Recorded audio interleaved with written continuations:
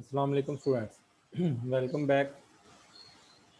In the previous session, we have studied the balanced growth theory and unbalanced growth theory. And obviously, we have also criticized these both theories. And the next theory that we are going to discuss is big push theory.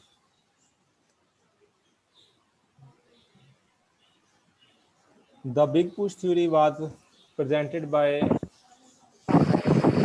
Professor Paul Rosenstein-Roden in 1943.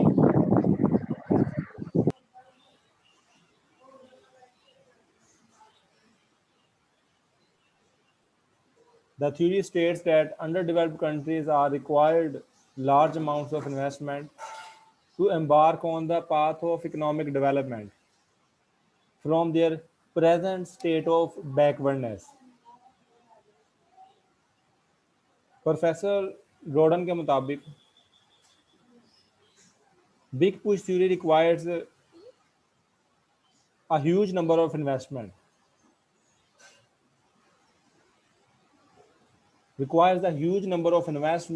in order to grow the economy, to embark on the path of economic development from their present state of backwardness.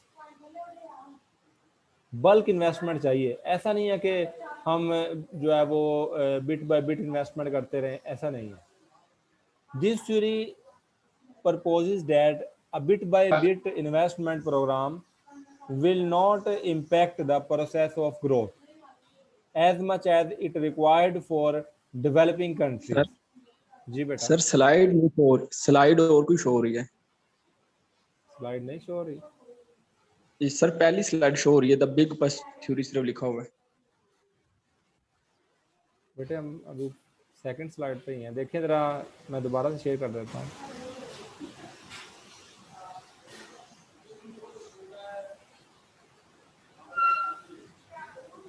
Please check now. अब देखें. The theory proposes that a bit by bit investment program will not impact the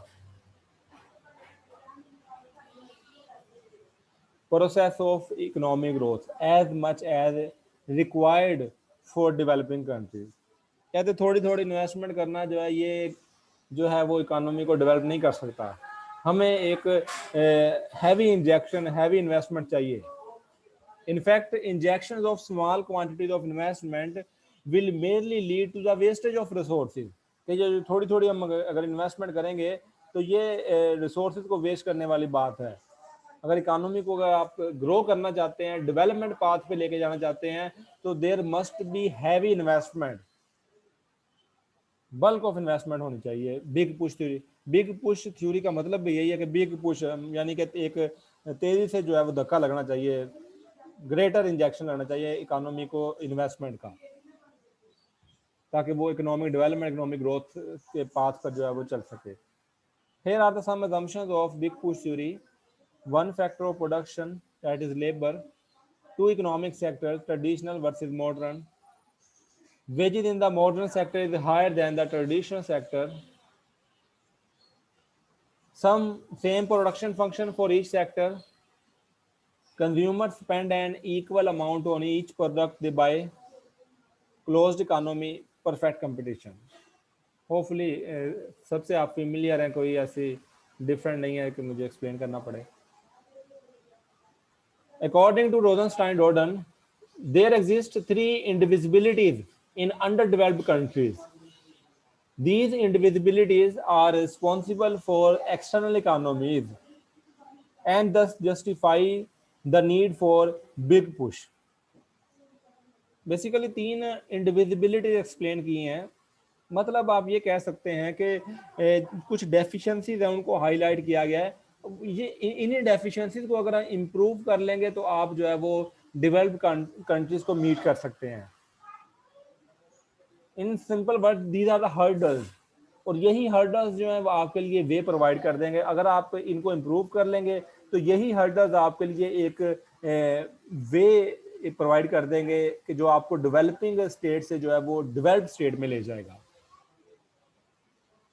So these externalities are indivisibility in production function, indivisibility of demand, and indivisibility in the supply of saving. So let's discuss these indivisibilities in detail.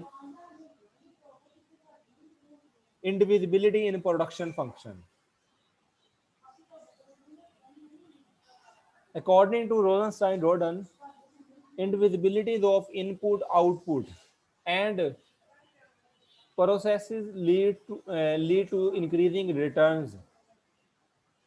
Obviously, जो production function है बहुत matter करता है, input output function बहुत matter करता है, and there is a huge difference between the production function of developing economy and developed economy. अगर आप डेवलपिंग इकोनॉमी का प्रोडक्शन फंक्शन देखें और एक डेवलप्ड इकोनॉमी का प्रोडक्शन फंक्शन देखें तो आपको एक डिफरेंस नजर आएगा. He regards social overhead capital as the most important instance of indivisibility and hence of external economies on the supply side. Professor Rodan ने बेसिकली सोशल ओवरहेड कैपिटल को जो है वो most important instance of indivisibility करार दिया है. Social overhead capital consists of means of transportation, communication and energy resource. Obviously ये hurdles भी हैं और यही वो पॉइंट्स हैं जिन पे अगर आप इन्वेस्टमेंट करते हैं तो आप डेवलप्ड इकोनॉमीज की तरफ मूव कर जाएंगे. Transportation, communication and energy resources, इनसे मिलकर बनता है social overhead capital. So they all contribute to development indirectly. They last for longer period of time. The social overhead capital cannot be imported. अब देखें ना इसको कैसे आप इंपोर्ट कर सकते हैं, ये तो इम्प्रूवमेंट आएगी. To construct it a big amount of capital is required. Obviously transportation के लिए, कम्युनिकेशन के लिए, एनर्जी रिसोर्स के लिए आपको ह्यूज इन्वेस्टमेंट चाहिए. So accordingly, underdeveloped countries will have to spend 30% to 40% of investment on social overhead capital. And the social overhead capital is attached with the following indivisibilities. The social overhead capital must be provided before directly productive activities. Minimum durability of equipments. Any lesser level of durability is either impossible due to technical reasons, long gestation of periods. The investment in social overhead capital takes time to generate returns, and its impact on the economy is not immediately or directly visible. Obviously, social overhead capital पे जो investment होगी उसके returns आपको फौरी नजर नहीं आएंगे. ये long term investment है और इसके returns जो है वो long term में आपको नजर आएंगे. So these indivisibilities serve as a big obstacle in the way of economic development of underdeveloped countries. So second indivisibility is demand. The indivisibility or complementarily of demand requires simultaneous setting up of interdependent industries in interdependent countries. To make investment in one project may be risky because in underdeveloped countries the demand for goods and services is limited due to lower incomes. किसी एक industry में invest कर देना that is not enough, या कुछ industries में invest कर देना that is not enough, क्योंकि ये जो डेवलपिंग इकोनॉमीज है वहाँ पे एग्रीगेट डिमांड पहले ही कम होती है, लोगों की इनकम कम होती है. सो अगर आप तमाम इंडस्ट्रीज में हैवी इन्वेस्टमेंट करेंगे it will generate income as well. लोगों की इनकम जनरेट होगी और फिर ऑटोमेटिकली एग्रीगेट डिमांड में इजाफा होगा. This is the logic behind this theory. In other words, indivisibility of demand required that at least a certain amount of investment must be made in so many industries which would mutually support each other. Obviously, these industries must mutually support each other. As a result, the size of market will extend it in underdeveloped countries, or the problem of limited market will came to an end in underdeveloped countries. So the third, indivisibility in the supply of savings. Saving नहीं है, saving कम है developing economies में, तो investment कहाँ से होगी? Investment comes from saving. आप saving rate निकाल कर देख रहे हैं 15%, 16% सेविंग रेट है, जबकि डेवलप्ड इकोनॉमीज का जो है वो around 30%, more than 25% saving rate है। The supply of saving also serve as an indivisibility. A specific amount of investment can be made in the presence of specific savings. But in case of underdeveloped countries, because of lower incomes, the savings remain low. Therefore, when income increase due to increase in investment, the marginal propensity to save must be greater than average propensity to save.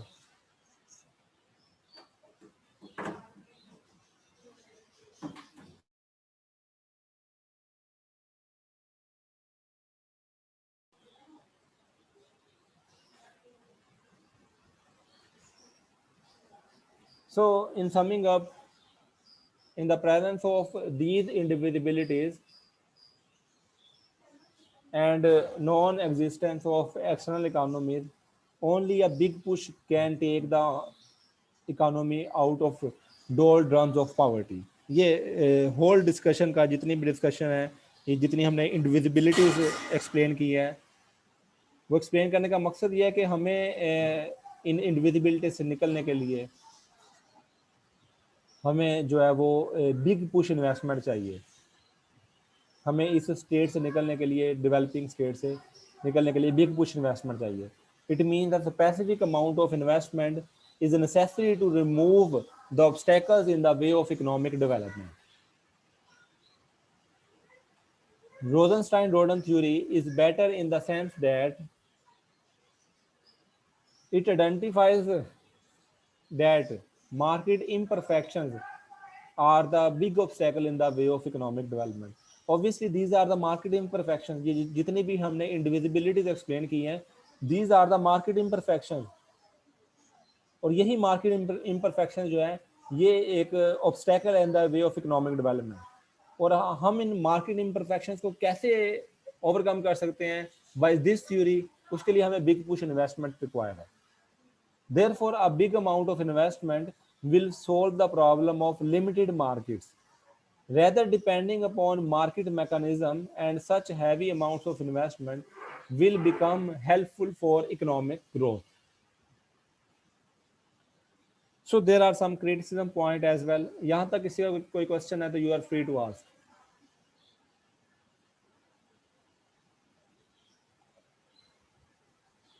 जी सुन रहे हैं, मौजूद हैं कि नहीं मौजूद?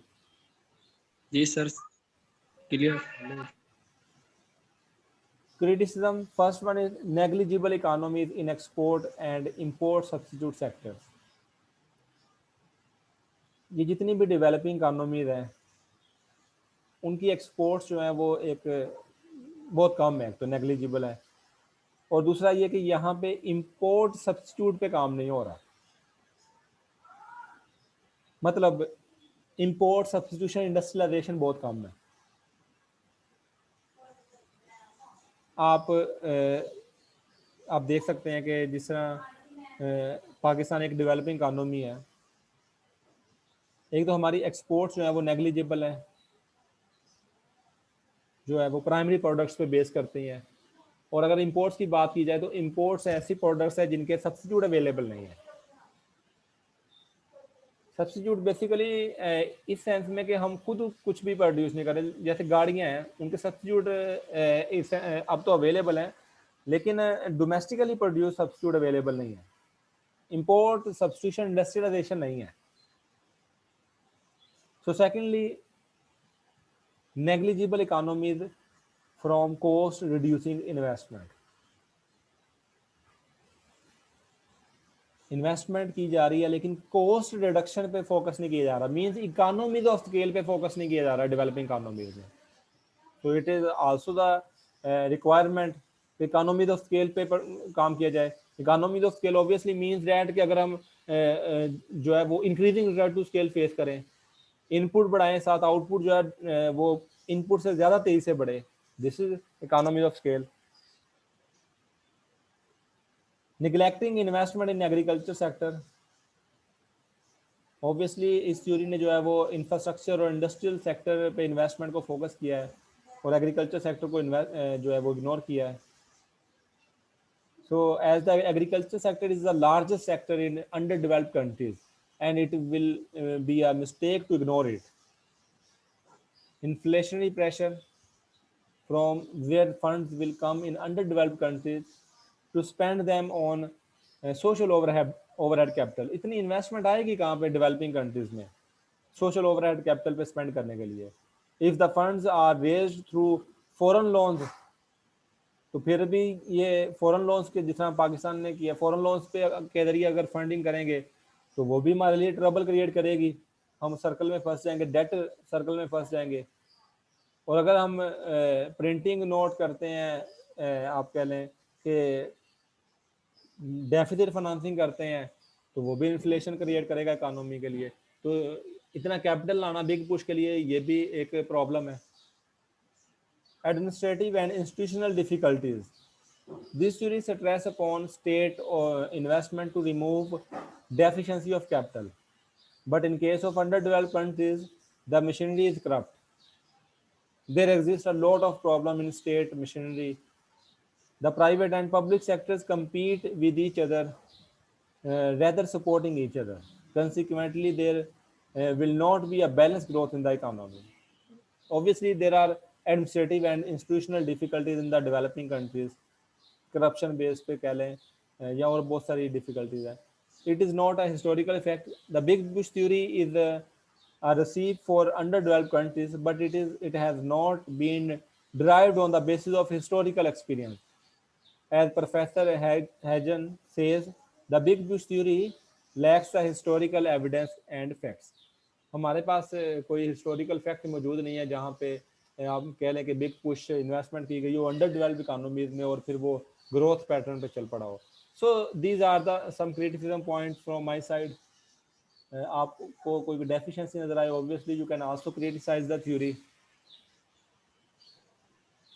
यहाँ तक किसी का कोई क्वेश्चन है तो you are free to ask.